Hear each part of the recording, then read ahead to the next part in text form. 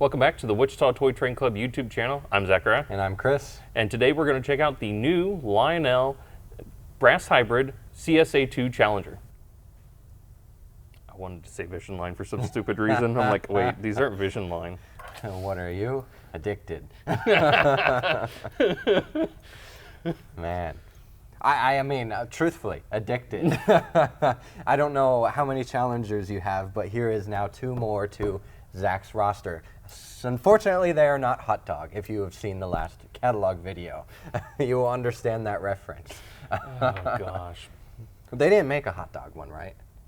No, they did. They did? Oh, come on. You missed out. No, I didn't. I did not miss out. I did not. If you feel like giving, we will take a donation of a hot dog Challenger specifically for him. He is in need, and he would appreciate it very much. No hot dogs here. We have, well, let's put it this way. I bought one, and then I needed a second one. It needed a friend. Obviously. Man. So what are we looking at here, Zach? So we have, well, the first one here, CSA-2 Challenger. So this is the second order of the early Challengers that Union Pacific ordered. The Challengers were 4664 type steam locomotive. They were simple steam locomotive. They weren't a Mallet compound, anything like that. When UP originally ordered these, this is what they look like. Everybody thinks of the Challenger of the 3985, but that was very close to the last Challenger order that UP actually made. So even though these are from the original order of Challengers, these are them in the late 40s, early 50s after they've gone through heavy modifications. So once you did that, UP changed some designs. You know, they had the heavy Challengers, which the 3985 is a part of. So they have the different design, and they started implementing some of those designs onto some of their older locomotives as they came in the shops and needed repair. So first off, we have 3828 over here. This is this was the third type, Lionel called it anyway. It has more of a modern pilot, and have a very large sand dome towards the front of the locomotive. And a lot of the changes are up in the pilot area, but you can find some other changes further down the locomotive. Yeah, these are definitely very cool. Yes. It's not like the regular Challenger we're all used to seeing. Right. You know, no elephant ears or anything. No. You know? It's a very different look than the heavy Challenger that everybody's used to, so that's what makes them pretty cool. And Lionel did these as brass hybrids, so the entire chassis, everything is sitting on, is die-cast metal, just like any other regular steam locomotive would be. I'm not sure what they used, because this actually isn't the mold from the Vision Line JLC Challenger that they use a lot. So they used a different mold for the main chassis, which I found interesting, but you know, that doesn't really matter a whole lot because it matches what it needed to. But the entire shell and the tender are solid brass.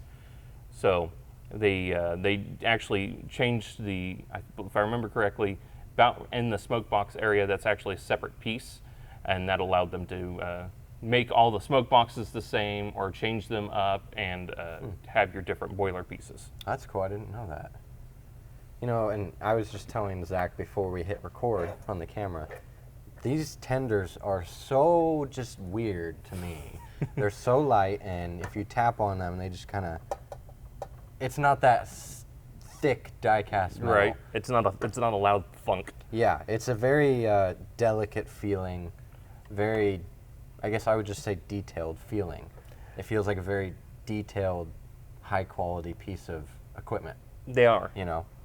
The only downside to brass, and you guys probably hear it earlier, even with Chris saying with that tinny sound when you tap on it, with that, you know, brass has a tendency to vibrate a little bit. So, you know, you get a loose screw, it's very easy to get some feedback when you've got the loud deep chuffs or the whistle or something like that. Oh, I mean, there's give and takes to each version of construction that Lionel could use. So all of these locomotives were cataloged in Lionel's 2022, or was it 23? Crap. I don't remember. This year's 24. They showed up in 23, so it had been cataloged in 22. Okay. Oh, that feels like so long ago. 22 sounds very long ago. Now that we've got the 2024 catalog, and if you haven't seen that video, go check it out. It is our last upload from this one. It is a great catalog. I'm sure many of you have already seen it. Go check out the video. I think you'll enjoy it. Absolutely fantastic catalog. Chris enjoyed that catalog. I enjoyed that catalog, obviously. If you can't tell. Anyways, back to the video. The main point of the video. Main point. So these were cataloged in Lionel's 2022 Volume 2 catalog. They were MSRP'd right around $2,500. And with the brass hybrid, they do cost a little bit more, and the dealers don't really get much of a discount on that, so they really can't give you much of a better price. Now, most of them actually did, and if you found one today, you probably still might get a pretty decent discount on that retail price. But it's nowhere near significant compared to a normal model, because Lionel doesn't actually make a whole lot of money on these. Versus their margins are much lower on the brass hybrids, which is probably why we only get one of these per year. Yeah. Which is okay. We don't want to overstep. They need to make money elsewhere, but we still can have some really nice models every now and again. And doing one every year doesn't overdo it. Right. It's not like, oh, we're pumping out 4 this year. Well, and now another 4 that year. Leaving out 1 means it's a very special item. Yes. And you don't go through your whole roster of all the trains in the world within 2 years, Right. So with that, it's not Vision Line, but it's very close. We do actually have the 3-speaker sound system. So there's a speaker in the locomotive boiler, and there's 2 speakers in the tender. So you get very localized sounds. If anybody's been able to hear that, that makes a very large difference when you do have that room to be able to do that. Huge difference. You get your main stack smoke, you get your whistle steam smoke, and that's where the smoke effect stopped, and that's why they didn't, weren't going to call it Vision Line. It wasn't trying to be Vision Line, so. But I'm pretty sure we can all attest that whistle steam is almost a must anymore. Oh yeah, definitely. So we have those. Of course, you had your different pilot variations.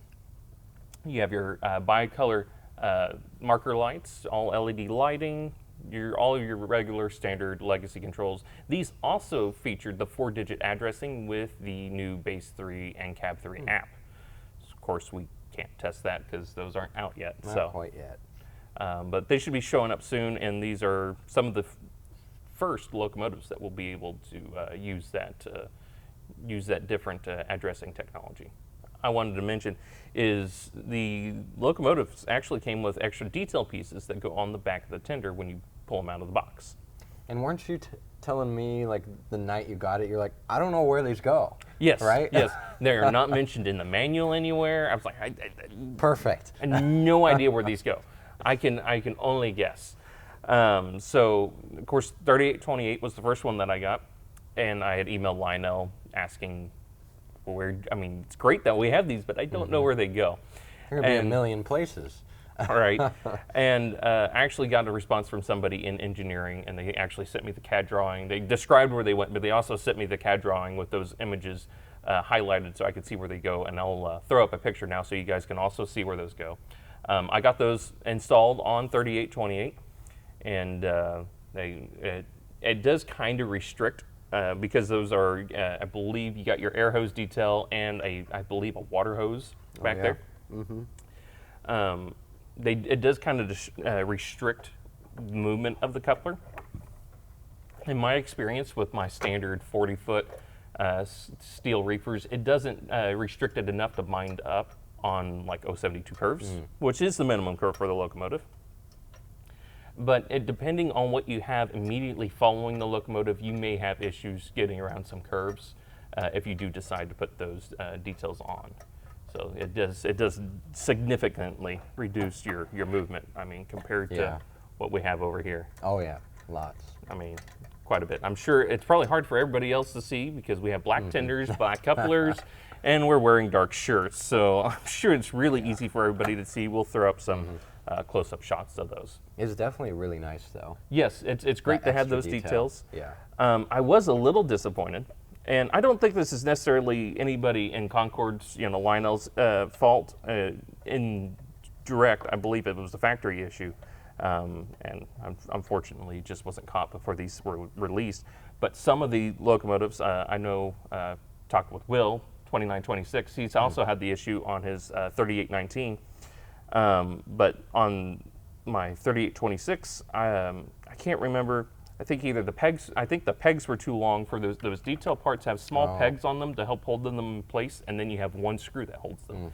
Either the pegs were too long or the holes weren't drilled out all the way in the actual tender frame. So they don't actually fit, which is, okay. I got one with them on there and one without currently. So it would take a little bit of effort if you want them on there. If you end up with a tender that, for whatever reason, like I said, I'm not 100% sure if it was with the casting of the extra detail parts or if it was with the preparation of the actual tender frame. Other than that, I mean, they're just cool. Yeah, they're definitely just cool. All the hatches open. I mean, yes. All these open. I don't know how. I don't want to break it. Yeah, they're just up to the side. Yep. That's awesome. So it's cool. Like I said, it's a very different look from the classic UP Challenger. I can't get the one to stay up. I think I've had issues with getting one to stay up. Yeah. It's got like little bat wings. So your front sand dome does pop off. That's where all the controls for the locomotive are. Man, those are really small switches. Well, so you get the big sand dome, and you're like, oh my gosh, they're tiny switches. Right. And then you got the tiny sand dome. It's like, okay, well now that makes sense, because they weren't about to make two different versions of those switches. You're right. So that helps them not have to create extra parts. Yeah. I've had one or two of these magnets actually pop out, pop a little super glue back on them, shove them back in the hole where they belong, and there's no problem with that. So.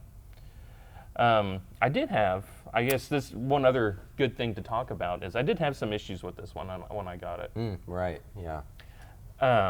It would just flat out stop, and it would lose its signal like something was shorting out. I go through everything that I own when I get things just to make sure that there's nothing obvious that I can't take care of myself without bothering the people at Lionel. And especially, and it's not that I don't want Lionel to know that they have issues, but if I can save from shipping a $2,500 locomotive halfway across the country, I'm going to do that. Yeah. Don't get me wrong, I don't love having to fix brand new locomotives. Right. It's not something we should have to do. But it's kind of where do you're down one way or another. Either you fix it yourself or you're shipping an expensive locomotive across the country and hoping UPS doesn't drop it along the way. Yeah. So, we went through that. It actually had to go back twice because the first time it came back with the same problem. It was slightly frustrating. Yeah, a little bit. But they did get me taken care of. We got a new board in here, and it works great now. I think the only other thing that I cover when I get new locomotives, I like to go through, and like I said, I nose around probably more than most people probably should. Never won't condone that. I'll throw up some pictures so you guys can see what's on the inside of these locomotives. The other thing I would do is when we flip the locomotives over, you guys can see where the grease ports are.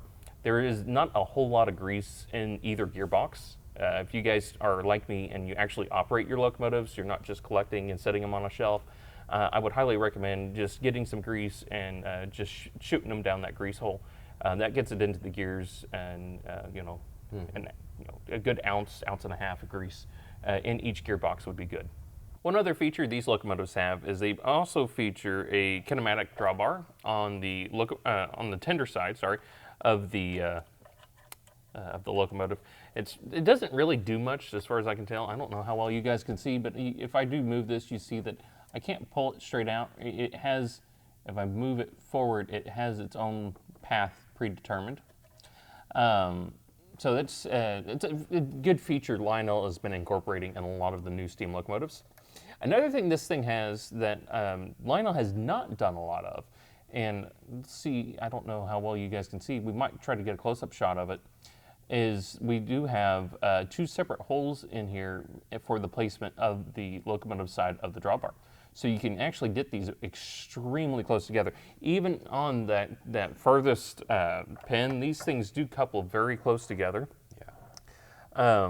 I'm not really sure the amount of times you can really use that really close coupling. About the only time you're going to be using that is if you have no S-curves and you have like 0108 track everywhere else. Because Chris is over here trying to figure out how to get it coupled. You do have this toolbox right here on the front of the tender, and with that there, it makes it very difficult to get that to get in there and coupled to that rearmost connection. And it's possible. I've done it. I can't at all, because I'm hitting like the 2 posts on the toolbox thing. Let me see here.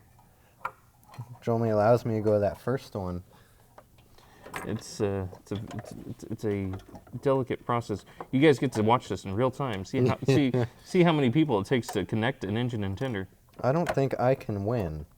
See, just like that. What? Did you get it? I can't even see under there. Wow. Okay. Well, I don't know how you got that. It's extremely close, Wow. and I've done this. You go around an 072 curve and it will derail. Because I'm like, oh, well, I can couple it real close together. This will be cool. Yeah. And it's no. I mean, it is cool. Don't get me wrong, but it's There's just no room for that plate to move any left or right at all. yeah. But it is still very cool, very very nice Lionel to try to innovate a little bit, add some extra features to the locomotive.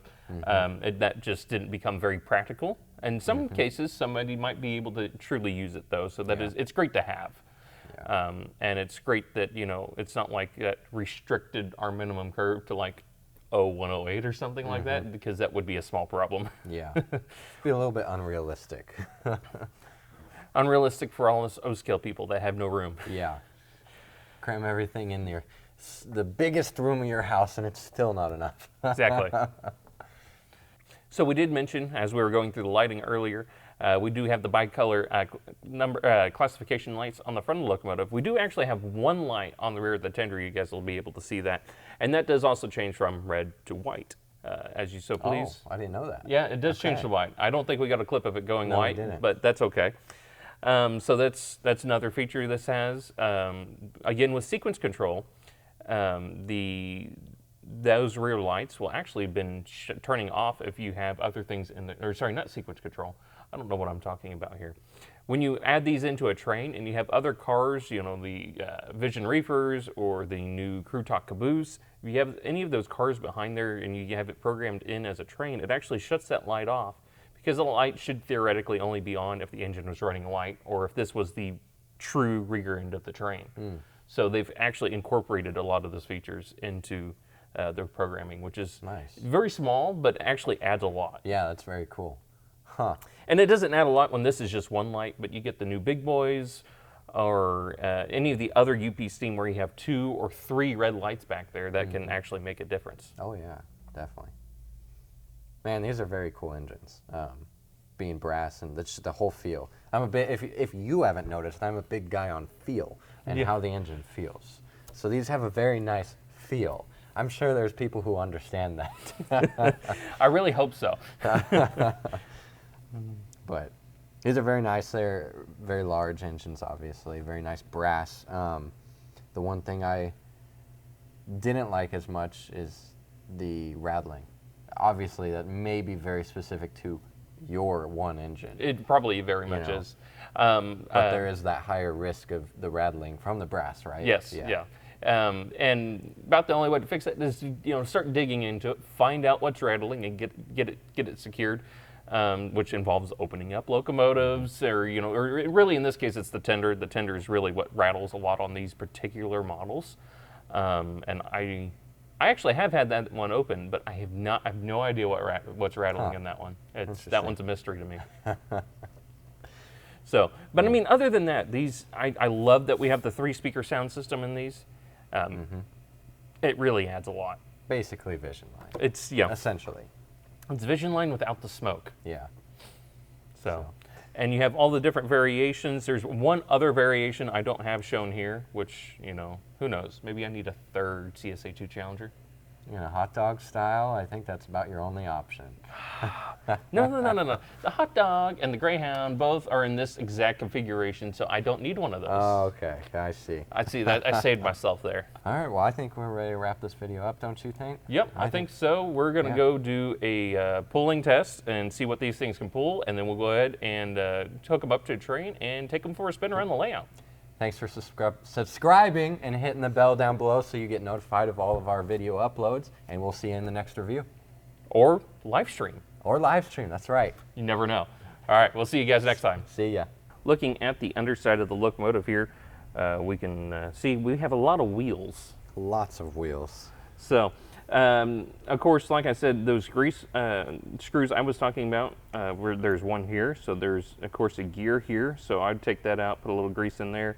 And there's one back here, and there's your other gearbox, so take that gear screw out, shoot a little grease in there, and pop that screw back in. Just to make sure you guys are all lubed up and good for a long service life on these locomotives. The other thing I always do is I go around, I oil basically every piece of little bit of moving part, from the side rods to any of our, if you have a small lubricator linkages that do move, I honestly hit everything. I hit everything, but remember, a little bit goes a long way. It does not take a very large dab of oil, and you guys are covered. Same thing over here on your front pilot truck, anywhere where you have your metal axle going through your metal frame. It's a great spot to put a little dab of oil. Same thing on your trailing truck here. Along with that, we do have three center rail pickup rollers. We have two up front here and one in the rear. A little surprised we don't have four as I'm looking at it now. Yeah. But with this big of a locomotive though, that is probably more than enough for good electrical contact. We have 4 traction tires. We have 2 on the rear axle of this engine and then 2 on the rear axle of the rear engine. We're gonna try something different this go around. We got a kind of our homemade, I don't know what you want to call it, pulling power tester. Yeah. Tractive effort tester here. Chris is going to help and hold the our contraption here, and we're going to see what kind of pulling power these have. The device has 2 settings. We can kind of watch, see what it does, and then we'll set for a peak after we do that. Since we don't have an actual jig set up or anything like that, Chris's hands moves a little bit. It might skew the numbers a little bit, but we think it comes out pretty close to what you would expect. It's all very scientific. It's all very scientific here. So we'll go ahead and we're just going to try this with everything live, and we'll see what we get.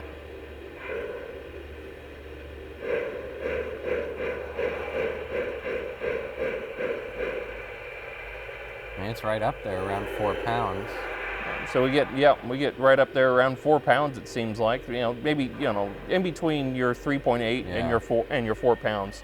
So we'll go ahead and we'll set this for a peak and see what kind of peak we catch, and we'll go from there. Why is it stuck at? Because it's already set at a peak. Oh, how do you reset that? Oh, it'll see here. There. Okay, I'm gonna make sure I don't move at all. We'll try this.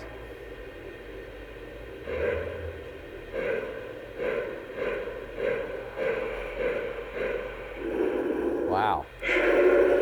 So we got a peak of 4.7. That might be slightly skewed because we're extremely scientific here. But anywhere from 4 to 4.5 pounds of pulling power on these locomotives. I mean, that's pretty good. That's from what I know, that's actually really good. Yeah. It's about what you could expect out of any diesel or any good steam locomotive.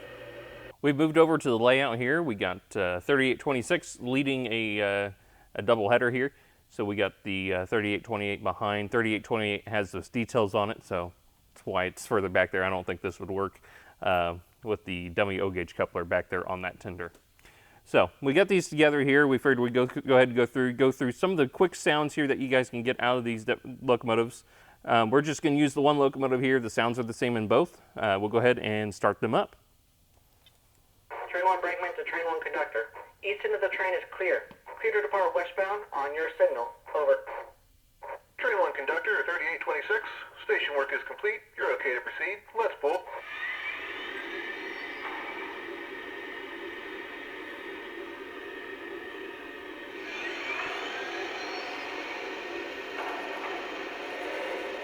Okay, we got both of them up and running here. If you notice, Lionel does have that newer extended startup sequence, so it's a very nice and a very realistic startup sequence. If you notice, 3828 actually took a little longer to boot up, and that's because they do have different sequences, and some of them are longer than others. So it will always wait that entire length. It's a preset length for the longest startup sequence. So It's that's the reason for that. But we'll go ahead and we'll give the whistle a try here.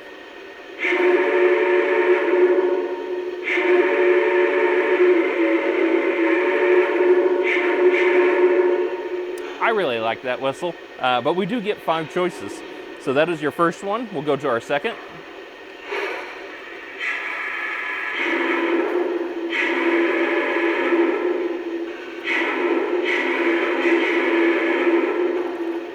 So that one is just a slightly higher pitched version of the original. If you didn't notice, it takes a little bit to get the. I believe the electronics actually the electronics in the locomotive will actually tell the tender which whistle to use. So once we switch, it takes it a little bit for the tender to realize that we've switched the whistle sound and to go find that sound file and start playing it. But once you get it set, you're good to go. We'll go ahead and go to the second.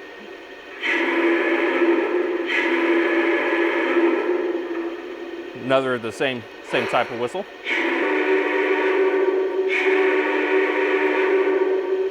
Kind of seems like we might have restarted. We'll see here. It's theoretically the third. There's the big boy whistle, which I didn't think we really need. What would that be, Chris? 4? So we're at 4. This should be 5.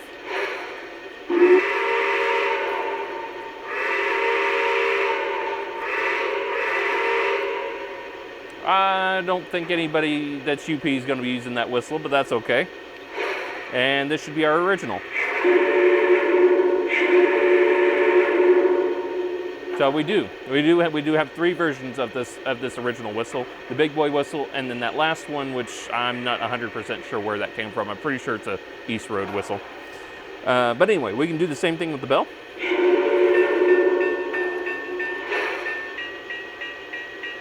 There's second,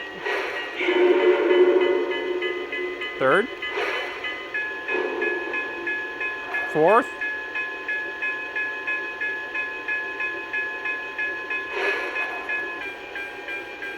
there's the fifth,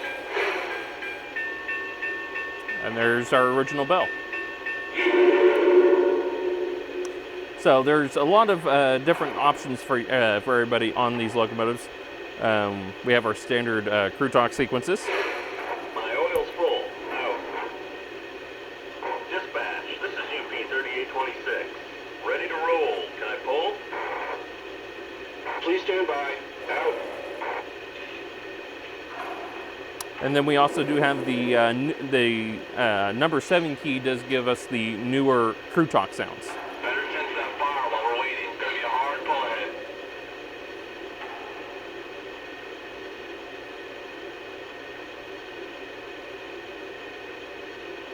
Safeties are lifted. Ease off the coal till we get a signal. Kind of funny. Both of these are oil fired, so we don't have any coal to ease off of. Gonna be running along if we don't move off soon. Safeties are lifted. Ease off the coal till we get a signal. Tower, this is engine 3826. Train is in the clear and tied down. Over. Alright, I see you, 3826. Stand by and set your brakes. Out. There's all kinds of different sequences. Of course, you can get out of the locomotive and you'll get different ones as you run it. So, with that, we'll go ahead and put these in sequence control, which is pressing, holding the aux 1 key. It is noted with the start of the 412-2, as far as that I know, that era of catalog steam locomotives. Now, if you go backwards, you will get 3 whistle blasts for a Tower to engine backwards 3826. move. You can take the green. Over. Thank you much. All clear, moving to the outbound. 3826 out. Train has the clear. We'll go ahead and take this both of these locomotives for a spin.